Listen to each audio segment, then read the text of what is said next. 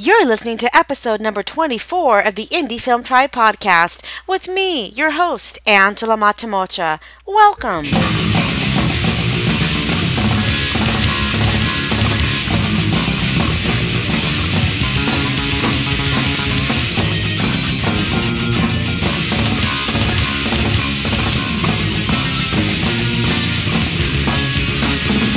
Hi there, good people. Hi. Angela Matamocha here of Indie Film Tribe.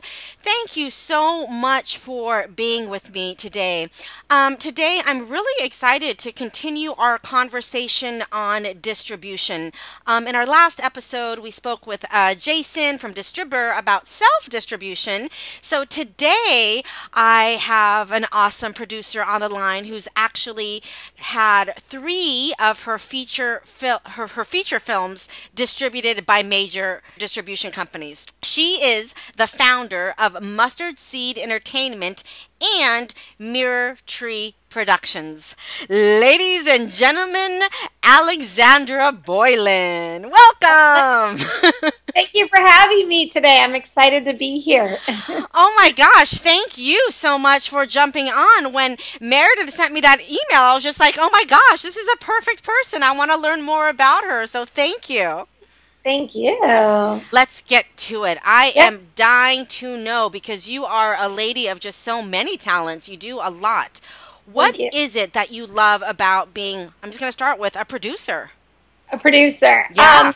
Well, what I love about being a producer is that I get to take the project from conception to completion. And what I love about producing is that I used to pursue acting 100% solely, and I was constantly waiting for someone to choose me. And when I became a producer, I was like, oh, I can just pick myself, and I can give myself the part I want. And that's been the most liberating and freeing and exciting part of the process, is pretty much giving myself the role that I always wanted and hoped for somebody else to pick me for. That must have felt like such an empowering thing for you. Very empowering. And, you know, I have a really strong work ethic. So when I was pursuing acting, I was going crazy because I could not work hard enough for somebody to pick me. Right. And now I can channel all my work crazy go-getterness into a project, and then I see it through. So I know it'll get done, and then I give myself the part that I've always wanted. So I was going to ask you that next then. Do you always put yourself in the projects that you produce? So far, yes. Now, awesome. I've done 3 feature films. All 3 of them I've had a leading role in. But now, as my production company is moving forward, I'm writing things that I'm loving writing and producing so much that I'm actually okay if I'm not in it anymore, because it's so much work to produce that sometimes I'll be on set and I'm trying to hold the producing hat, the writing hat, and the actor hat, and it can get lost in the shuffle. So the next movie, I'm like, I'm okay if I'm not acting in it, because I probably need to be in the production office making sure everything's running smoothly. But I think that also you have to do it to find out what you do fall in love with. You know, acting's really wonderful, but I actually more enjoy being behind the scenes and getting to run the show. That I feed more off that energy than just sitting and waiting for my name to get called to come on set and act. Yes, I can completely relate with that. To that, and I've got to ask, I mean, must be so interesting for you, or maybe something that really inspires you to make sure you get a project, to see it all the way through if you are also in it, right? Does that give you that extra boost? You know, I write the projects too, so, and we also, you know, when we come up with an idea and we begin the process, we know we're going to be with that movie for a couple of years. So I don't even start anything that I don't feel so passionate about, because I will not give up on a project. That is my work ethic. So I have to love the project and the idea so much, because I already know how many years I'm going to be in that project. And so being an actor in it is sort of like the cherry on top of everything that I'm in it. But really, the project is usually my baby, because we've come up with the concept and the idea. So I've loved it so much that I have to make sure that that movie gets out into the world. I've noticed, or correct me if I'm wrong, it seems like you do a lot of faith-based projects. Is that on purpose? Well, yes. Well, actually, it's funny. My father's a minister. Uh-huh. I grew up in the church and the faith community. But it's funny, my first movie is a horror thriller called Home Sweet Home. And 5 of us pretty much made that movie in the middle of nowhere in New Mexico and by the end of the time the film was finished, it was about a $10,000 budget. And that's tiny. We had like $2,000 on set. And we really made that movie just kind of to show our parents, show our family, show a proof of concept that maybe someone would give us money. But then we ended up attaching a sales rep, and the movie went on to American Film Market and sold to Image Entertainment and was on the shelves of Walmart. Oh my God. And we sold 20,000 DVDs the first month it released. It was incredible. Wow. And it went on to sell to 5 other territories. We sold to the UK, Germany, South Korea. So it went on to do so well. And I was having a meeting with my sales rep about another horror movie that we had written. And he said, well, you know what? Horror is a little saturated in the market right now. So why, you know what's really needing, they need more content than they can fill is faith-based family. Interesting. And he said, if you could do the quality of Home Sweet Home in the market of faith-based family, you guys will blow the competition out of the water. And they're also buying the movies for a higher or upfront fee than they are buying horrors. And I said to my sales rep, I'm a Christian. My dad's a minister. I had never thought about making faith-based, but I did grow up with faith-based films, and they don't always have the best quality. It's because a lot of times it's Christians or churches making the movies. It's not always a filmmaker and then a Christian. It's like a Christian who's going to make a movie. Right, right. So we were like, well, we're filmmakers, and I could do this so good because I know how to tell a story as opposed to telling a sermon. And so I was excited, and my passion is to make female-driven movies. And a lot of times in faith-based films, you'll see that they're geared to men because they're trying to keep the men in the seats because the women buy the tickets. So they're like, well, let's market to the men because then they'll want to come with their women. And I was like, that's just a silly philosophy. Why are we not just marketing the movie to the women? That's who want the movie. So I was like, if I'm going to make faith-based, I am going to do female-driven. And my sales rep said, you can do whatever you want as long as you make it football. That was our only. So we made a female-driven football, faith-based family movie. A female-driven football, faith-based family movie. Now that's some alliteration there. Wow, FFF. Amazing. Into faith-based. So I must ask then, your father being a minister, was he just so grateful that you took on this genre? You know, I think my first film's Catching Faith, and we shot it in Chippewa Falls, Wisconsin. And I don't think they weren't really involved. You know how parents are. My parents live in Massachusetts. I live in Los Angeles, and I'm pursuing this crazy world of filmmaking. Right. And my parents don't get it. They're sort of like, unless you're on TV or in the movie theater, they're like, what do you do? What do you make? So I think they were very proud of Catching Faith. But then when we went to make Wish for Christmas, which is the Christmas movie that just came out starring Joey Lawrence, Lee Allen Baker, and Bill Engvall. Yes.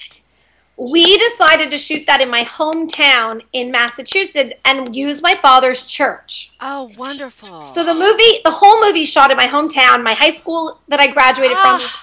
My father's church is in it. The streets that I grew up on are in it. And I think that was really the turning point for my parents to be like, because they got to come on set and witness the hard work. Unless you're on set, you don't really understand the process of making a movie. Nope. You're just kind of like, oh, it's just there. You just did it, right? Yep. And it's like, no, it took a long time.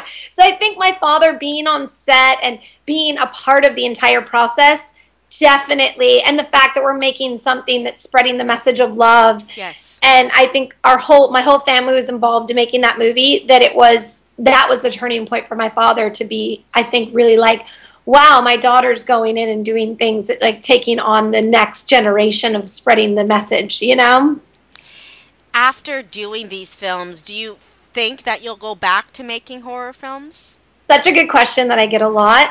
I have a horror movie that I wrote called The Night Shift, about a girl who works overnight shifts in a haunted nursing home. Ooh, jeez. And I be a companion to elderly people, and I did work overnight shifts in a haunted nursing home, so I wrote the whole script based on my what I experienced working overnight shifts in a rundown Albuquerque, New Mexico nursing home. Oh my God, that sounds terrifying. It's terrifying. And the script is terrifying. The movie's going to be terrifying. So I'd love to see that movie get off the ground. And we just optioned the script and we're working with a producer on that.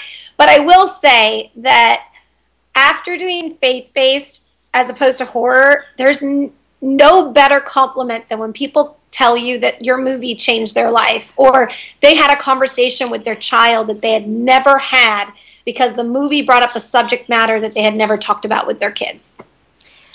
You are speaking my language, lady. That, to me, that is the greatest gift. Anytime when something you created can make a difference in someone else's life. And a positive one. I mean, people see my horror movie and they're like, oh yeah, that was scary, that was great, and then they move on. It's not impact, and like what we do, that most of us are filmmakers because we want to impact the world, and if you have the opportunity to have a platform, then you really do have to decide, what do I want to spend 3 years of my life creating that could change the world for the better. And when we released Catching Faith, my first faith-based film, that's the female-driven football movie, we released in South Africa before we released in America. And a woman from a village got a hold of my sister who writes with us, and they got a hold of my sister's email address, and she wrote us an email saying that the movie changed her life, that she had never seen herself as a woman portrayed like that in a movie. And she started a Bible study in her village based off our movie. So I get this email. The movie hasn't even released in America yet. And I get this email. I think I cried for the entire day. And I said, I don't care if anyone ever sees this movie. This woman from a village in South Africa, her life was changed. If that's the only reason we made this movie, then that's enough. So it's like, should I go back to horror movies? I don't know, because I like that people's lives are changed. That's just, and to think a woman in a village in South Africa, her entire life changed because of one film that I was part of. That was enough for me. That's beautiful. That is beautiful. Oh my gosh. All right, so. Oh, this is so exciting. That's incredible. I just love that. So now I have to ask you, especially with the first thing that you produced, because you saw it all the way through to distribution. As a first-time producer, how the heck were you even able to figure that out? Well, that's the thing. You can't figure it out until you do it. And I'm actually teaching a class right now. I'm teaching workshops on how to distribute your film because it took me 6 years to learn what I know, and you can't read it in a book. Because you actually have to do it to figure it all out. So I'm actually teaching workshops because I wish the class that I'm teaching existed when I made Home Sweet Home. Because it would have saved me a lot of time, money, resources. While we're on this, what is your class and where is it and how can people find out about it? So they can find out about it. You can go to soyoumadeamovie.com. soyoumadeamovie.com. to sign up for my May 6th class in Burbank. I'm also teaching a class in New Mexico, and I'm going to make this ongoing. People are welcome to email me at alexandraboylan@gmail.com and inquire, and I'll give everybody the information. So, and it's a great class. I just taught it last weekend, and one of my favorite things that everybody said was not only they learned tools to sell their movie, they walked away with hope and inspiration that they can do it. Yes, yes. Because you need to meet people that have actually done it. It's not just like going to someone's class who's like, I'm going to give you the rule book and I'm going to give you the charts and the graphs. It's not like that. You have to know how to really do it when you come from nothing to make something. And that's the thing I can give people is, and I obviously have been extremely blessed that I've met all the right people. When I was going through the process of Home Sweet Home, because I think that was one of your questions, was for me to tell a little bit of how we were able to distribute a $10,000. No, that's seriously just, I mean, honestly, I first have to think like, well, horror, it seems like, at AFM, in the past anyway, horror films are the films that can sell because they do well in all territories, right? And you always hear that dramas don't sell because they don't translate well to other countries. Faith-based, which I'm so surprised you said that, but they definitely have a dramatic element as well. So yes, I am, especially the faith-based films, dying to know how those came out. Right. Well, actually, horror and faith-based have two of the most loyal, tapped-in audience of all genres. Interesting. So sometimes it is smart. I always tell people it's smart to go after a niche audience. Horror has a tapped-in audience. You cannot create enough content to satisfy the audience. If you're a horror bud, you're going to be looking for every horror movie that comes out. Same with faith-based family, a very tapped-in audience that's looking for that content constantly, and they can't get enough. If you're going to show this to your child, and you know, it's funny because people ask, well, why don't you do family films? Well, then you're competing with Disney. Right. You're not, and then you also, I think things have gotten a little askew in the industry where family films are really pushing boundaries that even non-believers don't want their kids to see. And when we've released Catching Faith, we showed it to the community in Chippewa Falls, Wisconsin. We sold out for a month straight. We were beating Avengers that was showing next to our theater. Yes. Because I know. And one of the reasons people will come up to us after the movie and say, listen, I'm not a Christian. I don't believe in God. But I took my family to this film because I knew there would be nothing inappropriate or embarrassing for my kids to watch. So very interesting when you think about family. Like nowadays, people are pushing the envelope so much that even if you don't believe in God, you don't want your kid to see something that's inappropriate. Yes, yes. And even in some of the quote-unquote kids movies, you're like, is this for adults or is this for children? I'm like... They're putting in innuendos to get the adults, but the kids aren't dumb. They know what they're seeing. Kids are not dumb, especially today with these internet kids.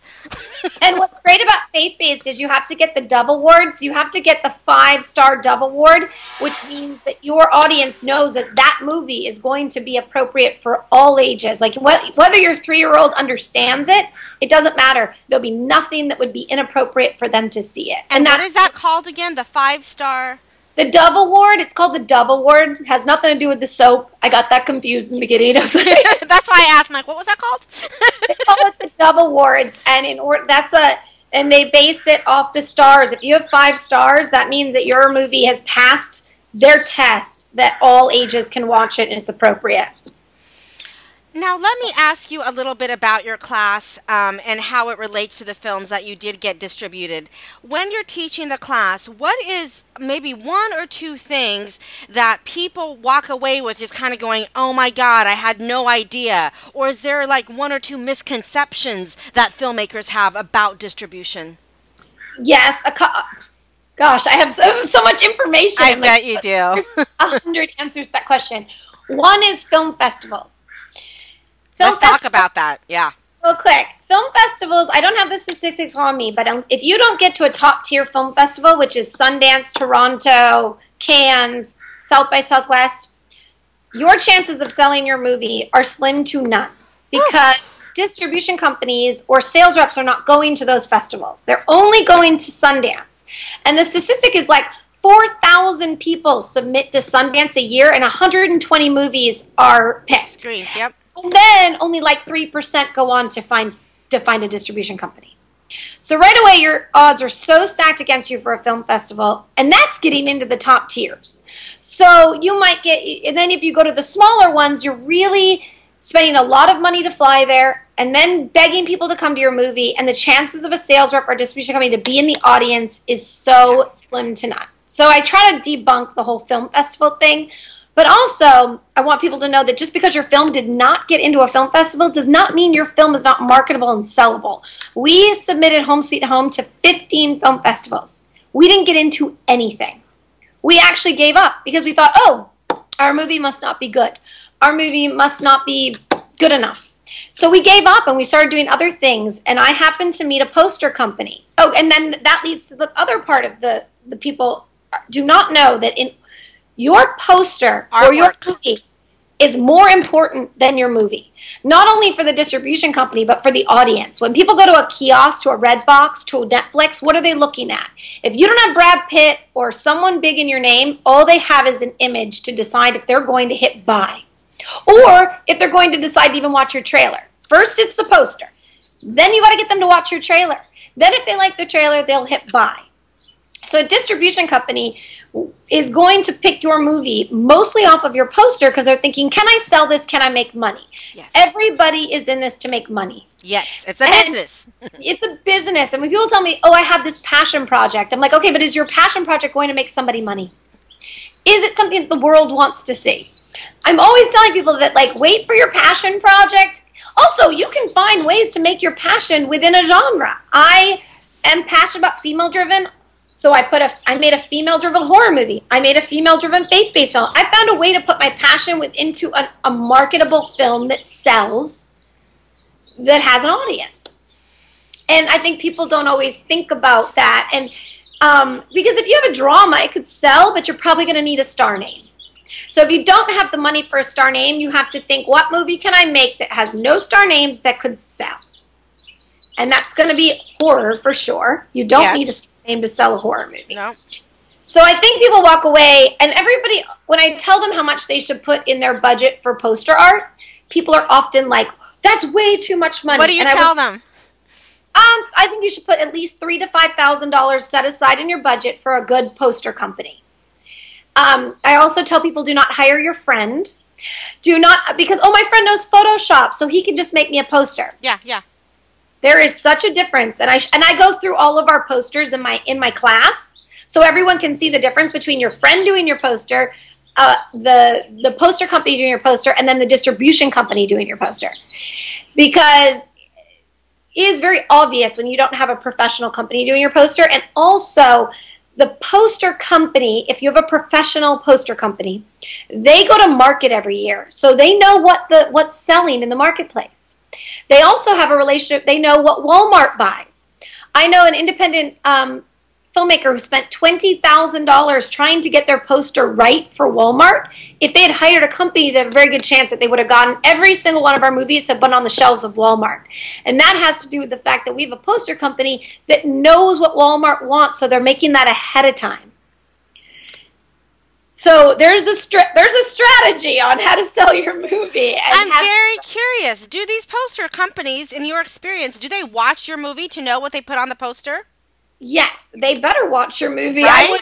I mean, if you're hired, that's why they can be expensive. They're reading your script. They're watching your film. They're working with you so closely on how to market it correctly, how to tell the story correctly, how to do it the best they can, so that if you're independent, you first can't even get to your audience until you have a distribution company. So they're working with you to make sure that you get the attention of the distribution company, so that distribution companies have absolutely no imagination. You pretty much have to hand it to them, a perfect poster, a perfect trailer, and a perfect film.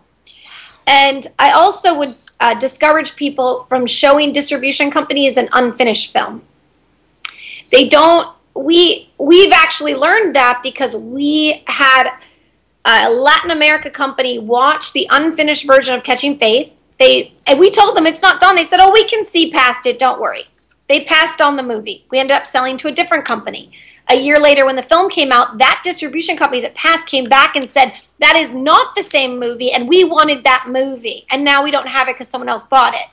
And it was just really funny because we were like, we learned a lesson that you should always put your best foot forward, because they really don't have the imagination to see it, to pretend what the music would sound like. Right. Or what sound design is like. Music can change an entire film. Ugh.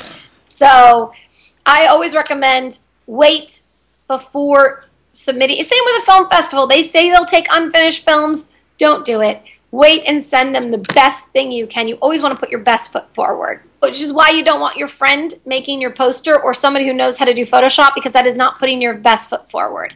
And the competition is too steep to not be the best of the best when you're going into these meetings.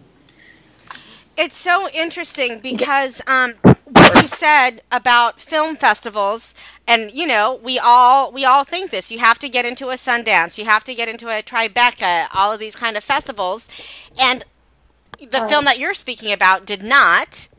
However, it didn't get anything, and then it went on to sell and make tons of money. And my partner and I were like, well, we just wasted all that money for film festivals when we could have just sold the movie right out and made the money. Because at the ultimate, you make money. You don't want to waste your money. So we kind of like, but also we got really good advice. Sorry, I'm getting my power cord out. No, so I can you're fine. And we got really good advice from the poster company that we hired, that we work with, and they said, you know, you have a genre film. You should just be selling that movie. You shouldn't be wasting time at a film festival unless, that's what I also say, what's your ultimate goal when you're making a film? Exactly. Do you want to go to a film festival and be clapped for and get an award? Some people love that. Right. Do you want to make money to proof of concept so that you can go to a distribution company, investor and say, okay, this is what my movie made. Now will you invest in me? It just depends on what your ultimate goal is. Everybody might have a different goal. We wanted to keep making movies, so we knew we had to prove that we could do it, make money, because everyone's going to come and look at your reports. You know, I mean, we got investors for Catching Faith. The first thing they looked at was how much money did your first movie make? Did you make more money than you put in?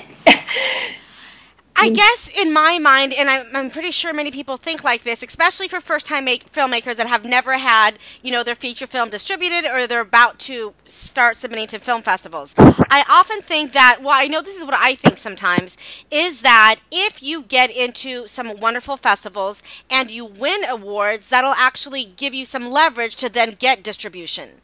But what you're saying, or at least in your experience, that didn't matter. So that's very interesting to me. It didn't matter, and again, the laurels, yeah, poster only matter if you come from a big festival. Like a distribution company isn't going to care if you got into, I'm not going to say a name, but I'll say Timbuktu's Film Festival. They're not going to put that on your DVD cover. No. Yeah, it was. Image Entertainment did not ask us what film festival was your movie and when they bought our movie. They literally bought. I'll tell you how we sold it. Our sales rep went to American Film Market, sat down with this If you don't mind, just for our listeners, let's back up. So Sorry. How did you find your sales rep? Because people listening that made their first feature are like, okay, sales rep, where did that come from? Let's start with that. That's great. That's why it will be so awesome if people come to my class, because I'll go through everything in detail. So there are lots of ways that you can find a sales rep. One of them is you could, all right, so what we did, too, was we hired our poster company before we had a sales rep. How did you know which poster company to use with the first film? Well, I met Bridget and Jen. They are the owner of Dog and Pony Creative at a Women in Film event. So I was out there meeting people, and they said, you know, send us your movie. You should have us do your poster. And they gave me a lot of really great advice, a lot of marketing advice that I knew nothing about. And I also tell people, listen to experts. I listen to everybody because I was like, I don't know what I'm doing. I just have this movie sitting here. So Bridget and Jen from Dog and Pony Creative made our poster, and then she gave me the advice to write out press releases and take the teaser poster, which is not like the payoff poster. You're just giving the audience a little tease, and if I had the posters, I'd show you. But she goes, write a press release and go out to every horror thriller blogger and send your press release along with the teaser poster saying coming soon. So I did that, and actually through that, I had sales reps contacting me, being like, you know, who's repping that movie? I want that movie. That looks like a good poster. So then the other way you can get a sales rep is going to IMDb Pro, going and finding every movie in your category, looking at who repped that movie and who sold that movie.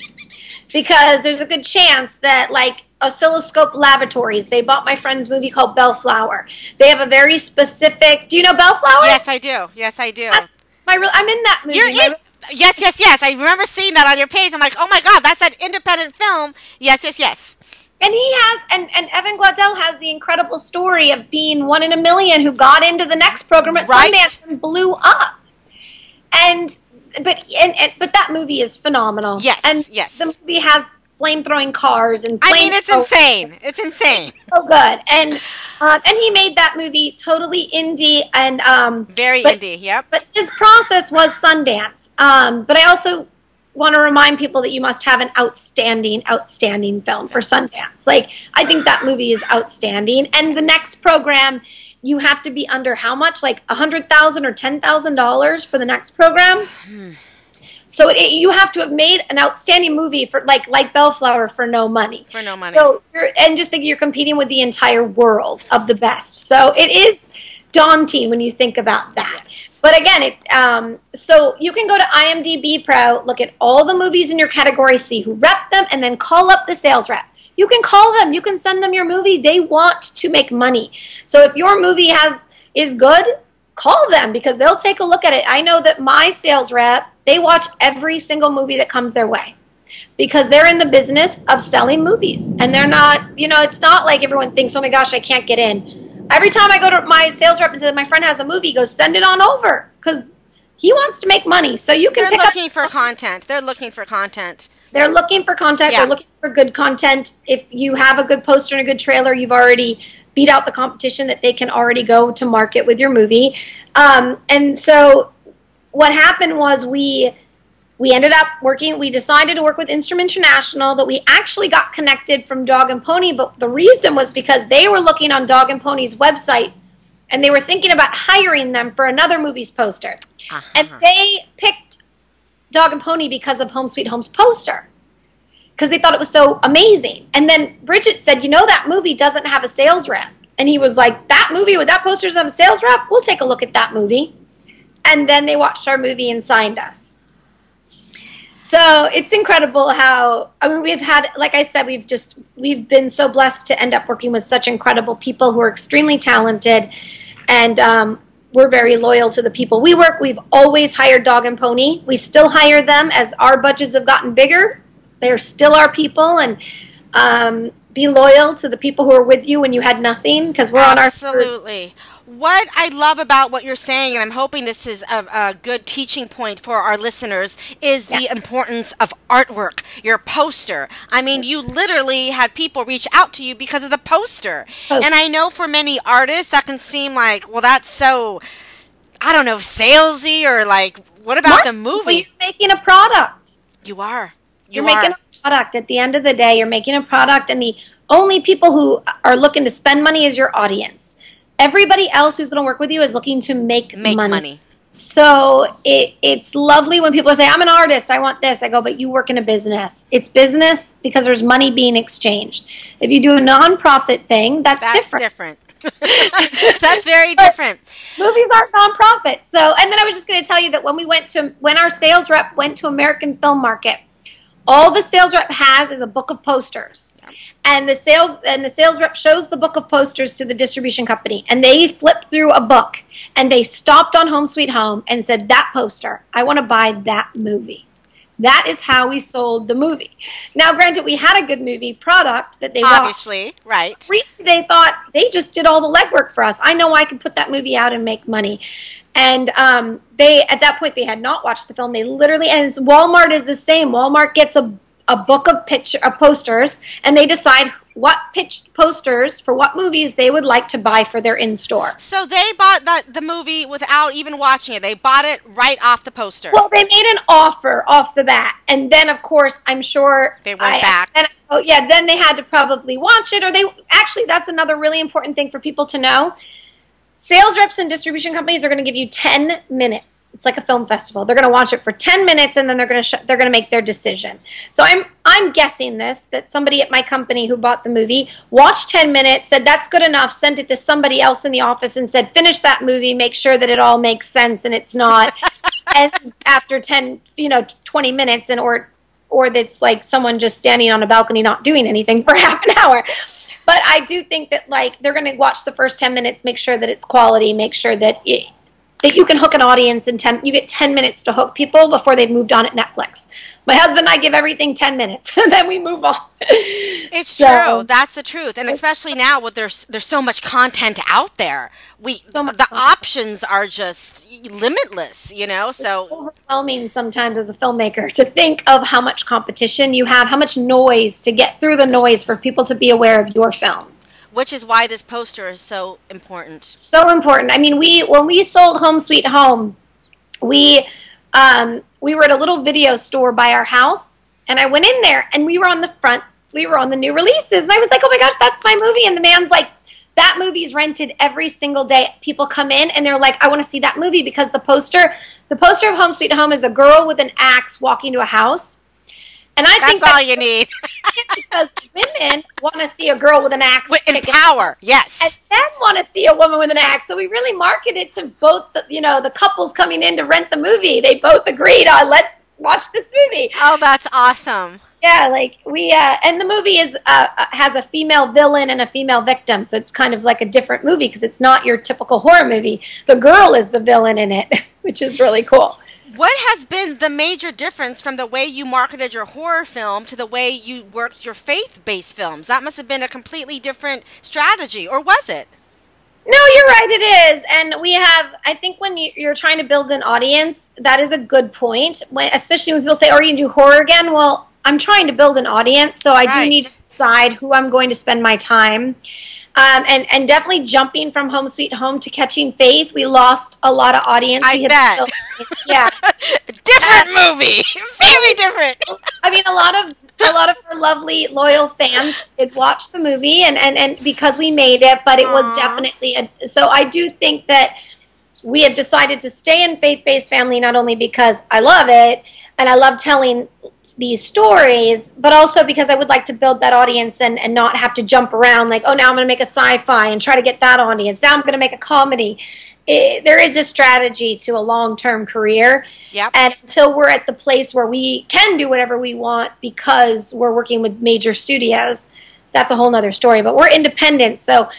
But I mean, it's funny. We sold Home Sweet Home and Catching Faith to the same distribution company.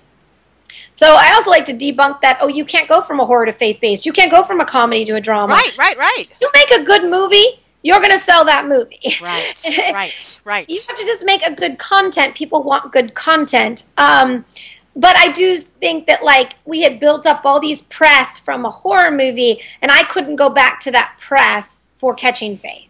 I had to go to a new press. New outlets, yeah. Mommy bloggers or Christian outlets.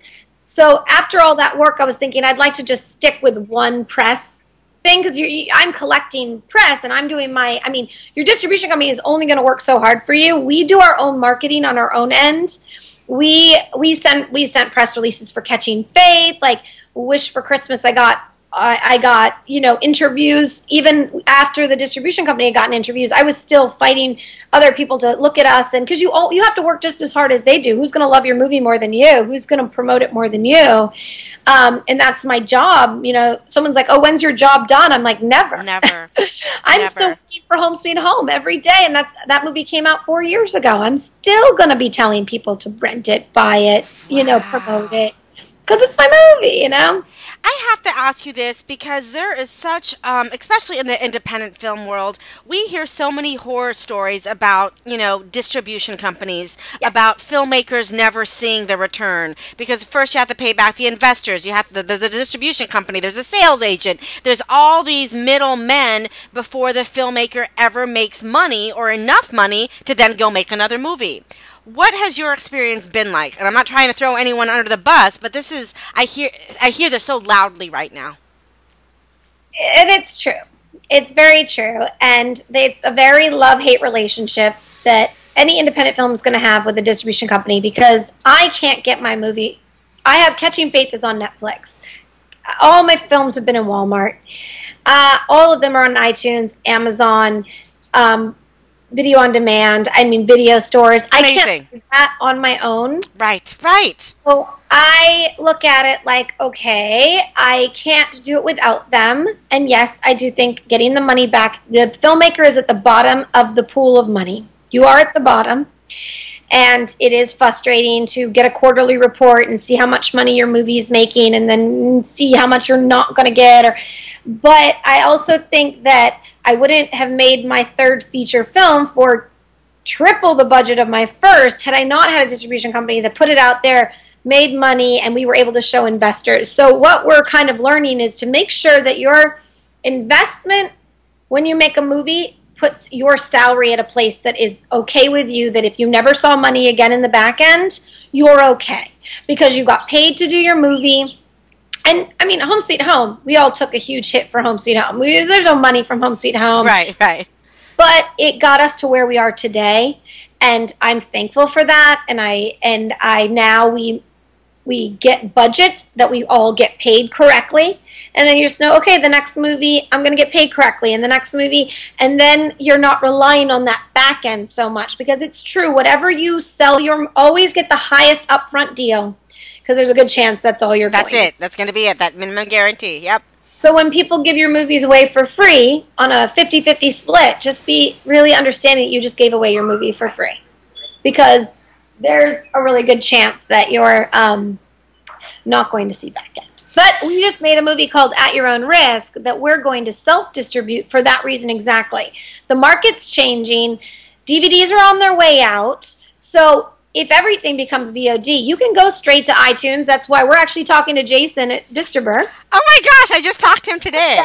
Yeah, we know Jason, and we're talking about working with them to take our own film and self-distribute it and kind of test out that model so that we know how to do that, because cutting out the distribution company is obviously good financially, but not so good when it comes to where your movie gets put on the shelves. This is so interesting because this is the question I have. One of the things that you brought up that I think is so wonderful, having a distributor, having your movie distributed by a real distributor, you were able to get into Walmart, into all of these things, and my thinking is that, like, okay, so the next time you go to do your next project, whoever is going to be giving you the financing is going to see, oh, a distribution company picked you up. So that sort of, in my mind, validates you, right, as a filmmaker. So then that financier can say, okay, you've proven yourself. We'll give you money, as opposed to maybe self-distributing. Mm-hmm. I just wonder, is that going to look different to a financier, a financer? Well, absolutely will look different. Right? And it's very hard to... Like, what's... I mean, we have an app game on the... we made a live-action choose-your-own-adventure app game that's on the Apple... on the iTunes. For the movie? No, we just made another... It's just another endeavor we did. Oh, brilliant. But that's kind of like self-distribution. So you get on the Apple Store, but you still have to drive the audience to buy it. You gotta do the marketing. And at 99 cents, you're not making that much money. So I think that's what helped my partner and I to understand that, wow, having these distribution companies, even if you're not maybe seeing the money you want, they are giving you the audience, and you still can show those numbers to investors. That if I was to show our app game to investors, they'd be like, no thanks, I'm not interested, because the numbers are so small. Right. And so it is. That's why it's such a tricky question. I also feel like when I talk to independent filmmakers that feel like they've been burned by their experience, I say, this business is all about moving on. You cannot stay there forever. Like, because you had one bad experience and you didn't make money, or like John and I, my husband and partner and I, we just keep moving on. We're like, on to the next, because, you take the great from one opportunity and you have to channel that into the next opportunity. If you sit in a dark room and go, that didn't work, I'll just wait here until something gets better, it's never going to happen. So I always encourage people, just keep going. Keep going. Yeah, absolutely. And know how to make movies for cheap. I think that's making quality films for a small budget is the people who are going to survive this industry right now. As getting your film to a movie theater is almost impossible, and DVDs are on the way out. So if you're going to only be selling VOD for pennies, you better know how to make a really quality film with a very small budget, and then you will be able to beat out the rest of the competition.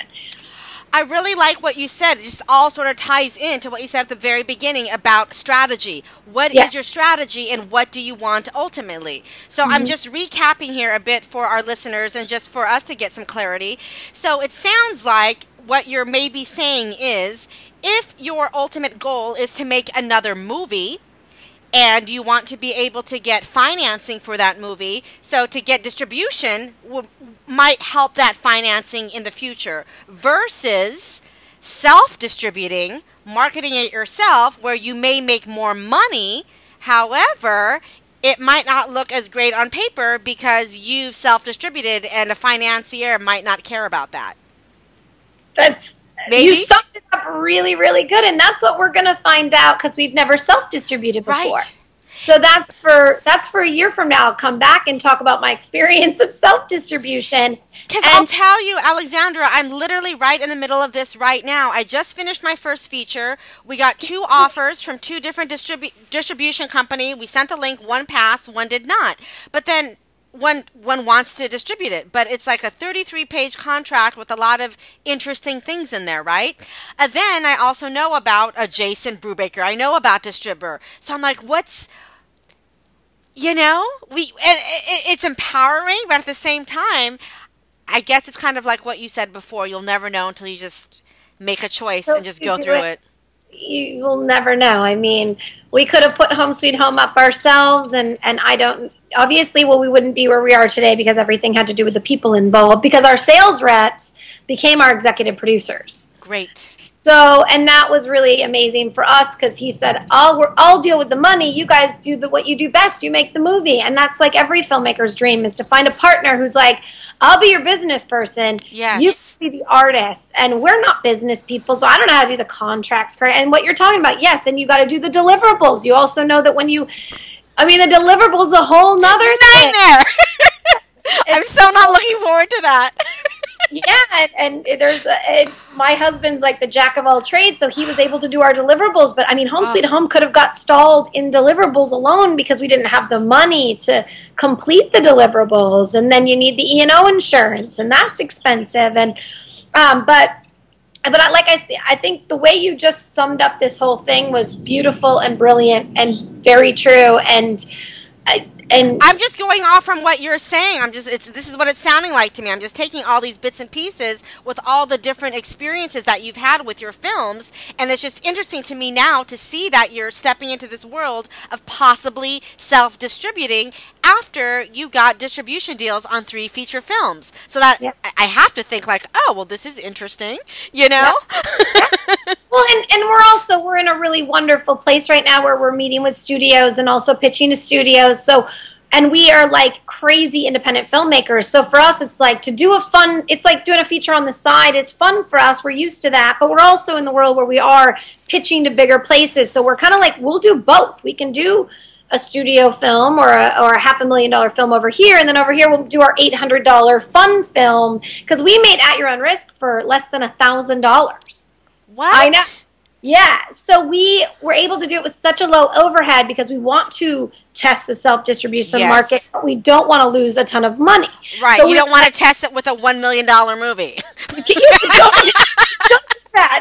I would, audience should know I wouldn't do that unless you have $1 million for marketing. Or $1 million for the poster. Going right back to the poster and marketing. It's all... Yeah, for At Your Own Risk, we made that movie for $800, and we already have poster art. And let me just tell you, we spent a lot more money on the poster than we did the movie. And that's why I always tell people, I go, because the poster is more important. When we're competing on Amazon with everything else, we need to know that the people are going to look at our poster. Bless you. Thank you. Excuse me. And they're going to say, I'll watch that one, because that's what it's the number one thing that everybody's deciding if they're going to click buy from. So we know now, we would have spent whatever we needed on the poster because we knew that that was the most important thing. And we think the film's pretty good too, but. Right, obviously. But it sounds like you're saying, again, as far as marketing and sellability, it's all about poster number 1, trailer sounds like number 2. Yeah. And then obviously you've got to have a great film. Yeah, gotta have a finished film that's good, that can compete. And same with the trailer too. We didn't really get into trailers, but I also always encourage people to hire people who are professionals. You hire a professional poster company because they know what they're doing. And then you hire a trailer company because they know how to cut a trailer. Trailers are different than just having your editor of your film cut it. It's a different art form, and you should have a professional doing your trailer who understands how a trailer gets put together, how it conveys to the audience, how it gets your audience to buy that. And we've been so good at having the right people work with us that when we go to the distribution company, they don't even change the poster. They don't change the trailer because we pretty much nail it before we even meet with them, and that's probably why they're buying the movie in the first place, because we already did all the guesswork for them, and they're just kind of like, well, I'll use that poster. Oh, that trailer's great, and now I have the movie. I'll just go do it.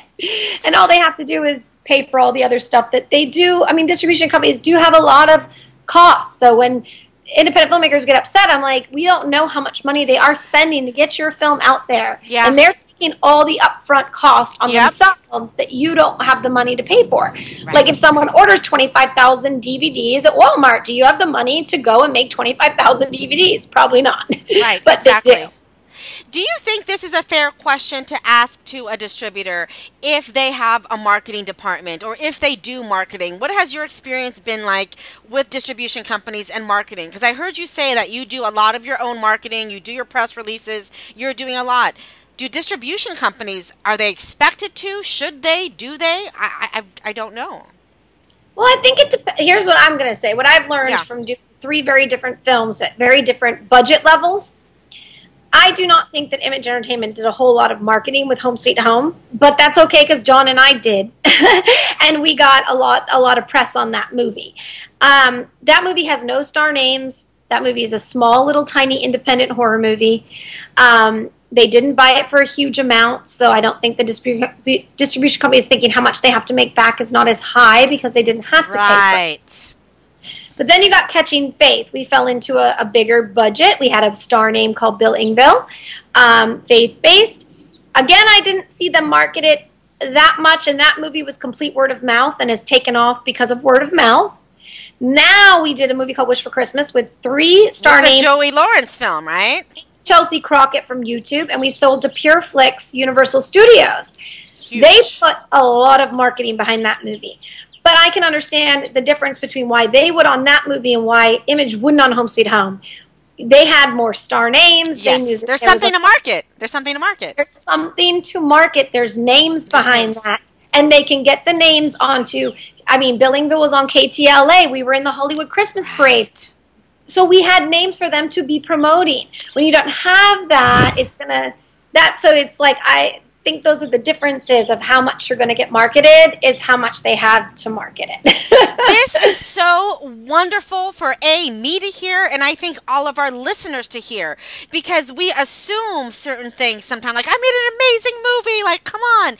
But it's so true. If you put yourself in the shoes of the distributor, like, okay, how am I going to pitch this? Yeah. You can't just say it's a great movie. Yeah. Even if it is, right? There's got to be something to pitch. Yeah. So and you can't get somebody on a radio station or a television thing if you don't have a name that they care about. Like no one in Home Sweet Home would be interesting to any outlets. Right. And then you look over at Wish for Christmas, where we have a plethora of talent to choose from, and they can go to Good Morning America and be like, "Do you want to interview Joey Lawrence?" And they, of course, because he's got a big fan base. And that's where the money's going. They're gonna, money's going to getting you onto TV and radio stations, and they also, again, like, you're gonna market Wish for Christmas on a big major radio station. You want to make sure that that movie has a name that people are like, oh, well, who's in that? Right. Because that's a whole thing. We could talk about the difference between having a movie with no names versus names. Really, I have a feeling I'm going to have you on again for several reasons. Oh my God, Alexandra, you are such a wealth of information and knowledge, and I just love that you're sharing your experiences with us. Because honestly, as you know, because you've been through it, but I think so many filmmakers, indie filmmakers especially, fall into this trap of like, okay, I'm done with my movie. I didn't get into Sundance. Now what? Now what? That's the name of my class. So you made a movie. Now what? Everybody says everyone can make a movie nowadays. Technology's made it very easy to make movies. Yep. But then everybody finishes. You spend all this time and money and effort, and then you're like, but what the heck do I do next? And that's what I'm trying to help people, to at least give people the tools to succeid. I always preference everything where there is no golden road to the golden egg. Nope. If there was, we'd all be on it. We'd all be on it. All I can do is definitely share what's worked for us and what we've learned in the past 6 years of actually doing it. But I always say, like, what worked for me might not work for somebody else, but I do think that what I know now, if I had known then, might have saved me a lot of hassle, but I learned it. So Alexandra, I just want to take a moment to acknowledge you for being just such a light and being so transparent with your experiences and with everything that you've gone through, because it helps us. It really helps us. And not everyone is always so open. People get this weird mentality of like, oh, I have to keep all this to myself. But you clearly do not. So I'm so grateful for you being open and sharing your stories and your knowledge and your insights. This is just wonderful. Thank you so much for just being such a light. Thank you. Well, what we put out is what we get back. And I believe that. And I also, before we wrap up, I just want to tell the audience, like, one of the biggest things that we believe in is taking care of the people who are there from the beginning. And we had 3 people from Home Sweet Home work on Catching Faith. And when we were putting together the budget and doing everything with our executive producer, we said these people must own points in the back end. They must own the movie, because this movie would not exist if those people had to come out and done a movie for free. And just because John and I might have been the producers doesn't mean that these people weren't just as, we were a team. And we took care of them, and we've continued to do that.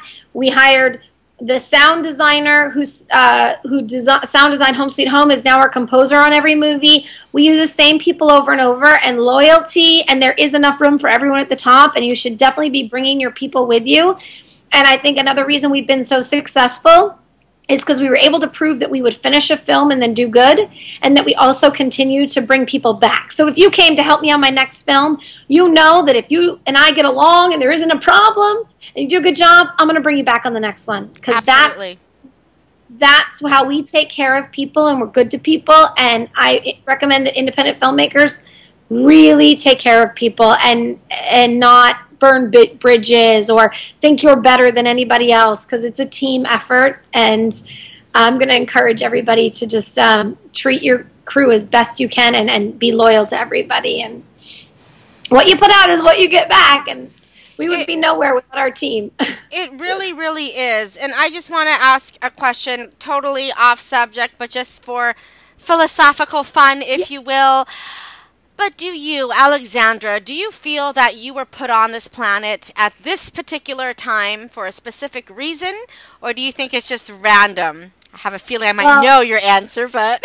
I know my answer because I believe in Jesus, and so I do believe that God put me here, and there's a purpose for everything. But I was actually just talking about this in the car with my husband and my brother today. It is a very exciting time to be a woman in the film industry. And I'm so thankful I'm here now and not 40 years ago.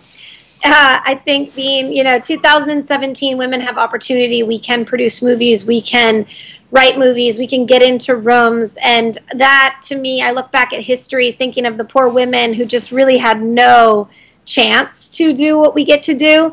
And so I look at it going, I'm really thankful that I live in this time period as a woman in the film industry. And we still have a long way to go, but at least we're in the door. Absolutely. Absolutely. Oh, my gosh. I can talk to you and talk to you all day, but I know we both have to go. This is awesome. Thank you so much. Thanks for having me.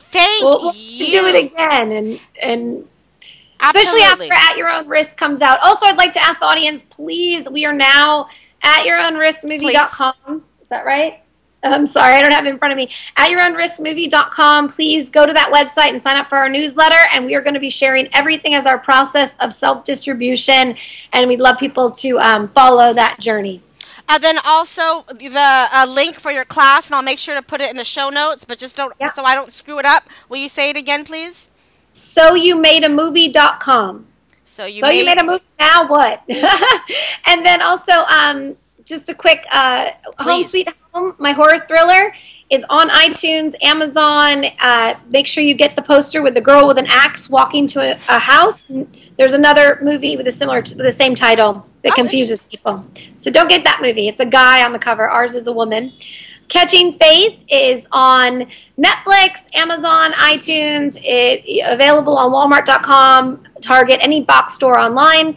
And then Wish for Christmas might still be in your Redbox, because it's still in Redbox. And it is also available on Amazon, iTunes, and PureFlix streaming, pureflix.com. So please check out my movies and support our work. Oh, absolutely will do. Alexandra Boylan, thank you so much for joining me today. Again, you are such a light, and I'm just so grateful for this conversation. And Indie Film Tribe, thank you so much for hanging out with Alexandra and I today. Until next time. Thank you. Bye. Bye.